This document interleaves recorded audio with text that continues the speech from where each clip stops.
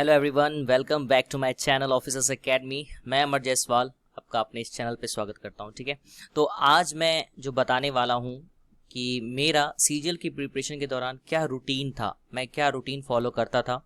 और मेरे जो क्वांट में रो स्कोर थे वो 2018 में 182 थे एंड 2019 में 192.5 था। तो मैंने किस तरह से इस स्कोर को हासिल किया, वो भी बिना कोचिंग के। मैंने क्वांट पढ़ने के लिए कोई भी कोचिंग नहीं लिया है।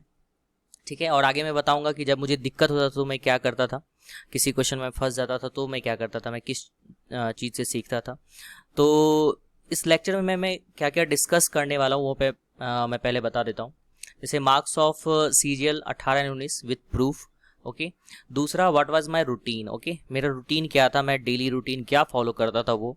तो ये मेरा रूटीन था। अगर आपको लगता है कि आपके रूटीन में कहीं दिक्कत है, आप नहीं फॉलो कर पा रहे हो, तो आप इसे फॉलो कर सकते हो। अगर आपका कोई पर्सनल रूटीन है और आप अच्छे से उसे फॉलो कर पा रहे हो तो आप उसे कंटिन्यू रखें। ठीक है, तीसरा है which chapters you should read on priority. कौन सा ऐसा चैप्टर है जो मेंस के लिए प्रायोरिटी पे पहले पढ़ लेना चाहिए, पहले उसे कंप्लीट करना चाहिए। ठीक है, and strategy for the new and old student. New student वो जो पहली बार ये अटेम्प्ट दे रहे हैं और जिनका टायर 1 क्लियर हो चुका है या होने वाला है, और ओल्ड स्टूडेंट मतलब वो जो 1-2 साल से प्रिपरेशन कर रहे हैं, पहले भी अटेम्प्ट दे चुके हैं 19 का 18 का, उनके लिए बता रहा हूँ। ठीक है, सब बताने वाला हूँ।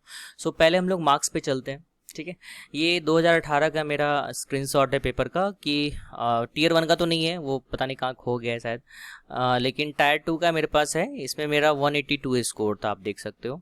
ठीक है, और नॉर्मलाइज हो के इतना हो गया था और ओरिजिनल था 182, घट के 181.52967 हो गया। राइट, ये मेरा 2019 का टायर 1 का पेपर है। ठीक है, जिसमें मेरे क्वांट में थे 47.50 मार्क्स। एक क्वेश्चन गलती हो गया था शायद। इंग्लिश में 45 थे, रीजनिंग में 41 थे, जीके में मैं नहीं बता सकता हूँ, बहुत गंदा था। ठीक है, सो आगे बढ़ते हैं। और ये है पेपर 2019 टायर 2 का। ओके, तो इसमें जो मेरे मार्क्स थे वो 192.5 थे, टायर 2 के मार्क्स से। ठीक है, और ये रो मार्क्स है। तो मैंने कैसे अचीव किया इतना मार्क्स लाना, किस तरह से मैंने प्रिपरेशन किया, क्या मैं डेली रूटीन फॉलो करता था, वो मैं बताने वाला हूँ। तो सबसे पहली चीज़ है कि जो मैं पहले बताने वाला हूँ वो मैं जब मैं प्रिपरेशन स्टार्ट किया था उसी समय से मैं टायर 2 का स्टार्ट कर दिया था प्रिपरेशन। मतलब मैं अलग से टायर 1 का प्रिपरेशन नहीं किया था, मैं टायर 1 एंड टायर 2 का एक साथ प्रिपरेशन कर रहा था। कैसे, तो आइए देखते हैं वो चीज़। ठीक है, सबसे पहले मेरा जो डेली का रूटीन था वो ये था कि किसी भी टाइम में मैं ये फिक्स करता था, जैसे मंडे को 100 question from Kiran with timer. मैं 2 घंटे का टाइमर सेट करता था।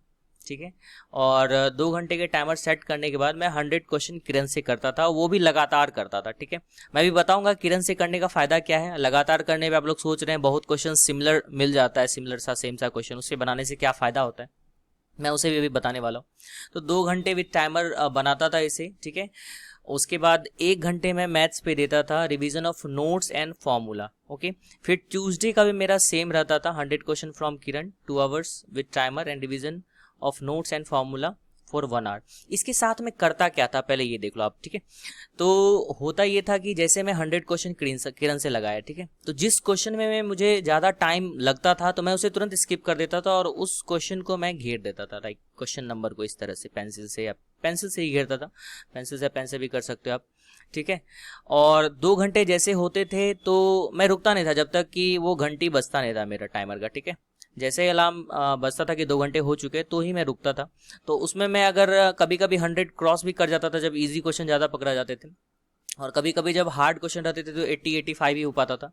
लेकिन और टाइम देके मैं 100 क्वेश्चन पूरा लेता था, क्योंकि मुझे वो शुरू से आदत बनाना था कि जब मुझे 100 क्वेश्चन 2 घंटे में करना पड़े एग्जाम हॉल में तो मैं घबराऊँ नहीं या गड़बड़ाए नहीं। मुझे आदत होना चाहिए एटलीस्ट 100 क्वेश्चन एक दिन में 2 घंटे दे के एक साथ अटैम्प्ट करना। उस समय मैं अपना मोबाइल को फ्लाइट मोड पे रख देता था और सिर्फ टाइमर लगा देता था। राइट, क्योंकि ये करना था मुझे। ओके, उसके बाद जिस जिस क्वेश्चन में प्रॉब्लम होता था उसे मैं नोट डाउन करता था, घेर लेता था। और जब ये रिवीजन करता था नोट्स का ना, नोट्स के रिवीजन और फॉर्मूला के रिवीजन के बाद मैं उन 100 क्वेश्चन को फिर से देखता था कि किसमें मुझे ज़्यादा टाइम लगा और किसको मैंने टिक मार्क किया है।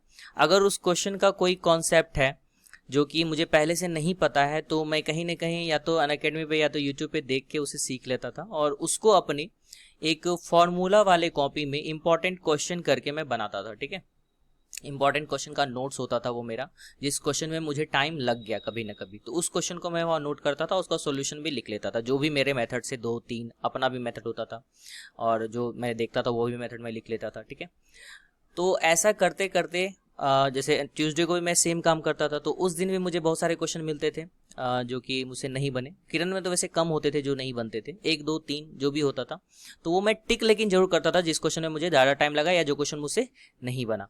फिर मैं उसे जब रिवीजन करता था तो उस समय अपने फॉर्मूला वाले कॉपी में उस क्वेश्चन को नोट कर लेता था बना के। ठीक है, साथ साथ रिविजन भी करता था नोट्स का। ठीक है, वेंसडे को मैं क्या करता था, एक मॉक टेस्ट लगाता था, फुल टेस्ट टायर 2 का मेंस के लिए। ठीक है, ये मेरा क्वांट का था। ओके, ये लगाने के बाद उसके बाद जो है 2 घंटे का टाइमर के साथ ये करता था, साथ ही साथ एनालिसिस ऑफ मॉक। उस दिन जो है मैं रिवीजन ऑफ नोट्स नहीं करता था, ठीक है, और फॉर्मूला याद नहीं करता था। उस दिन मेरा काम ये होता था कि वो जो मैंने मॉक दिया ना, क्योंकि मॉक तो कभी अच्छा आ जाता था, कभी बुरा, तो अच्छे अच्छे क्वेश्चन मिल जाते थे उसमें, राइट, और बहुत सारे न्यू कॉन्सेप्ट भी मिलते थे। तो उस दिन मुझे ज़्यादा से ज़्यादा क्वेश्चन मिल जाता था, मतलब 5 से 10 ऐसे कॉन्सेप्ट मिल जाते थे जो मुझे कॉपी में लिखना होता था। तो वो 5-10 जो क्वेश्चन आते थे मैं उसे फॉर्मूला वाले कॉपी में भी नोट करते जाता था इंपॉर्टेंट क्वेश्चन में। ठीक है, फिर वो मैं बाद में उसका बताऊंगा कि ये जो मैं नोट कर रहा हूँ क्वेश्चन का, इसका बाद में मैं क्या करता था, ये लास्ट टाइम में कैसे इसका यूज़ हम लोग कर सकते हैं। सिमिलरली वही था, थर्सडे एंड फ्राइडे को भी 100 क्वेश्चन किरण से, एंड सैटरडे को ये था। तो ये 6 दिन का मेरा पूरा रूटीन था, राइट, इस तरह से मैं करता था। ठीक है, तो इसी तरह से मेरा इंग्लिश का भी कुछ था। अगर आप लोगों को इंग्लिश का भी जानना है तो आप कमेंट बॉक्स में जरूर बताएं, क्योंकि मेरा इंग्लिश में उतना अच्छा मार्क्स था नहीं, 150 to 160 था, इसलिए मैंने उसका अभी तक कुछ बनाया नहीं। अगर आप चाहते हैं कि मैं इंग्लिश का भी बताऊं कि मेरा क्या रूटीन था, तो आप कमेंट बॉक्स में कमेंट कर सकते हैं। अगर 20+ कमेंट रहा तो मैं पक्का बना दूंगा। ठीक है, इंग्लिश को लेकर। अभी मैं मैथ्स की स्ट्रेटजी बताता हूँ आप किस तरह से कर सकते हो। फिर मेरा संडे को क्या होता था कि संडे को मैं कोई भी मॉक या फिर 100 क्वेश्चन ये नहीं बनाता था, revision of all the formula noted bye you. मतलब कि 6 दिन में मुझे जितने भी न्यू फॉर्मूलाज मिले, न्यू क्वेश्चंस मिले, उनका फुल्ली रिवीजन करना ही मेरा काम था। ओके, फुल्ली रिवीजन अच्छे से, A to Z चीज़ मुझे याद होनी चाहिए, हर एक टाइप के फॉर्मूला और हर एक टाइप का कंसेप्ट, किस टाइप का क्वेश्चन था, तो मुझे उसमें मुझे कितने भी टाइम क्यों ना लग जाए, 4 घंटे 5 घंटे 6 घंटे, लेकिन उस वीक में मेरा जितना भी होता था वो नोट किया हुआ फॉर्मूला या नोट किया हुआ क्वेश्चन, उसे मैं फिर से बनाता था अपने कॉपी पे। ठीक है, मैं क्वेश्चन को ढक लेता था और उसका सॉल्यूशन खुद से बनाता था। ठीक है, उस तरह से करने से क्या होता है, अगर आपसे एक बार बन गया ना तो फिर वो क्वेश्चन को आप भूल नहीं पाओगे।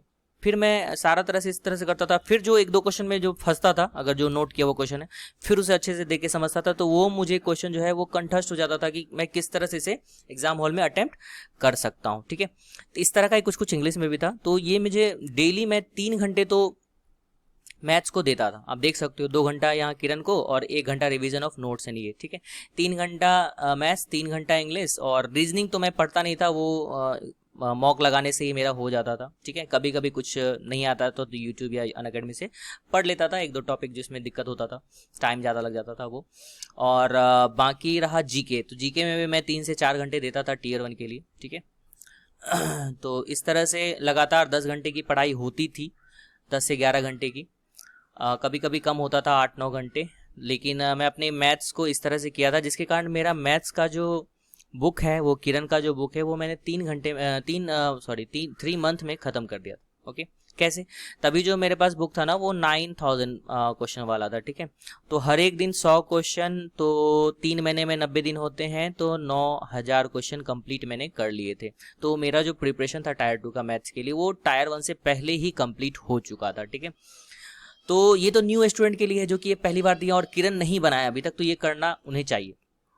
अब इसमें एक चीज सबके मन में क्वेश्चन आ रहा होगा कि किरण बनाने से एक ये मतलब दिक्कत आ रहा है कि उसमें बार बार क्वेश्चन रिपीट होते हैं, सेम टाइप के क्वेश्चन 4-5 है, तो उसे बनाने से हमें क्या फायदा है आपको मैं बताता हूँ। एक तो सबसे पहले आप सेम टाइप के क्वेश्चन बनाओगे तो आपका स्पीड इतना ज्यादा बूस्ट हो जाएगा कि आप पूछो ही मत।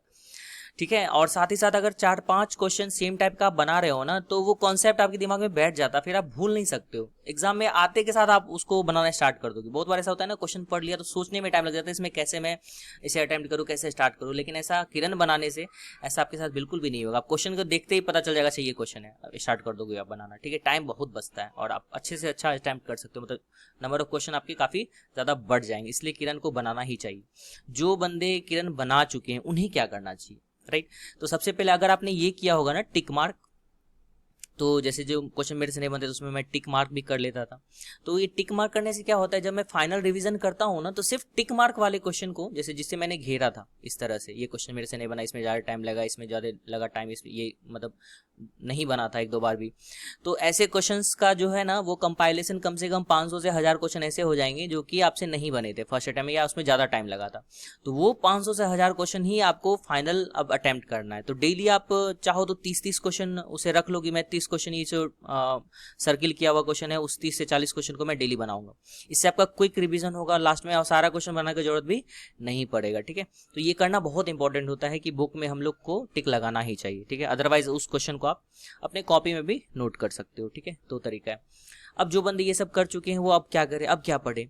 तो आप किरण से थोड़ा हाई लेवल की बुक पे चले जाइए। आप कैट की बुक बना सकते हैं, लेकिन इसमें बहुत कुछ आपको छोड़ना पड़ेगा। बहुत सारे ऐसे कॉन्सेप्ट होते हैं जो पूछता कभी नहीं है। ठीक है, तो उसमें आपको थोड़ा देखना पड़ेगा, क्योंकि आप ओल्ड स्टूडेंट हो तो आप जानते होंगे क्या चीज़ पढ़ना है क्या नहीं पढ़ना है।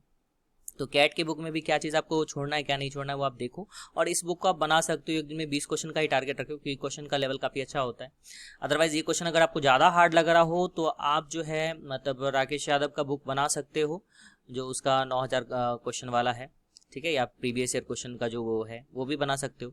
ठीक है, तो वो भी काफ़ी इंपॉर्टेंट है आपके लिए, अच्छा रहेगा। ठीक है, और मैंने थोड़ा एनालिसिस किया था 2019 के पेपर में जो है, जो क्वेश्चंस आए थे तीनों शिफ्ट में, तो उनका फ्रीक्वेंसी क्या क्या था, मतलब कितने कौन से शिफ्ट में किस चैप्टर से कितने क्वेश्चन आए थे। जैसे यहाँ पे मैंने एवरेज में देखा, तो एवरेज के चैप्टर से जो है ना, वो पहले शिफ्ट में भी पहले दिन भी 2 क्वेश्चन आया था, तीसरे दिन भी 2 क्वेश्चन आया था। इसमें रेशियन प्रोपोर्शन, मिक्सचर एलिगेशन, फिर एज प्रॉब्लम, इस टाइप के क्वेश्चन में पहले दिन 7 क्वेश्चन आया था, दूसरे दिन 8, तीसरे दिन 7। तो एक एक करके आप इसका स्क्रीनशॉट ले सकते हो अगर आप चाहो तो।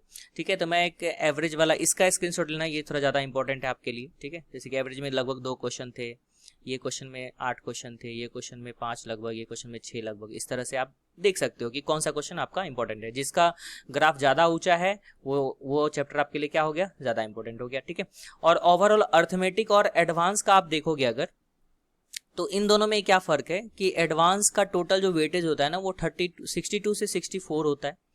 ये एडवांस की मैं बात कर रहा हूँ 100 में से। और ये लगभग 30 to 35 क्वेश्चन होता है किसका, अर्थमेटिक का। ये मैंने इसी से फाइंड किया, मैंने काफ़ी अच्छे से एनालिसिस किया था। आप इसे अच्छे से चेक कर सकते हो, खुद से भी मिला भी सकते हो। ठीक है, अगर आपको भरोसा नहीं है तो। ठीक है, तो पहले तो इंपॉर्टेंट को यहीं से मुझे समझ में आ रहा है कि 100 क्वेश्चन में से 60 to 65 का जो वेटेज होता है वो एडवांस का होता है, एंड 30 to 35 किसका होता है, अर्थमेटिक का होता है। तो पहले आपको एडवांस चैप्टर का ही पढ़ना है। एडवांस के सारे चैप्टर पढ़ो, उसके जितने भी फॉर्मूलाज होते हैं उसकी कॉपी बना लो। इंपॉर्टेंट क्वेश्चन का एक अलग से नोट होना चाहिए। ठीक है, जो कि बहुत फायदेमंद होगा। उसके बाद अर्थमेटिक को करो आप। ठीक है, और एडवांस में आप कौन कौन अच्छा चैप्टर है, तो यहाँ देखो ज्योमेट्री आपको पहले करना चाहिए। ठीक है, उसके बाद मेंसुरेशन आपको करना चाहिए, फिर ट्रियो करना चाहिए, ट्रियो से 11 क्वेश्चन आते हैं। फिर डाटा इंटरप्रिटेशन भी कर लेना चाहिए, थोड़ा अलजेब्रा भी पढ़ लेना चाहिए। सिंप्लीफिकेशन भी बहुत इंपॉर्टेंट, नंबर सिस्टम इंपॉर्टेंट है। तो इस तरह से जो ग्राफ है आप उसको पहले और बाद में अपना डिवाइड कर लो, अच्छे से इसका स्क्रीनशॉट ले लो आप, आपको काफ़ी फायदा होगा। ठीक है, स्क्रीनशॉट ले सकते हो आप लोग। और गाइस पढ़ना तो होगा आप लोगों को, काफ़ी टाइम भी देना होगा, क्योंकि बिना टाइम दिए हुए इतने मार्क्स नहीं आएंगे। प्रैक्टिस बहुत ज़्यादा इंपॉर्टेंट है। The more you practice the more you will get good marks like so guys, आपको कैसा लगा ये वीडियो प्लीज़ बताएं। अच्छा लगा तो लाइक करें, शेयर भी कर दे अपने दोस्तों के साथ, एंड सब्सक्राइब कर ले इस चैनल को आगे इसी तरह के काफ़ी इन्फॉर्मेटिव चीज़ें जानने के लिए एंड अच्छा गाइड पाने के लिए। ठीक है, so thank you guys, thank you, have a nice day, all the best.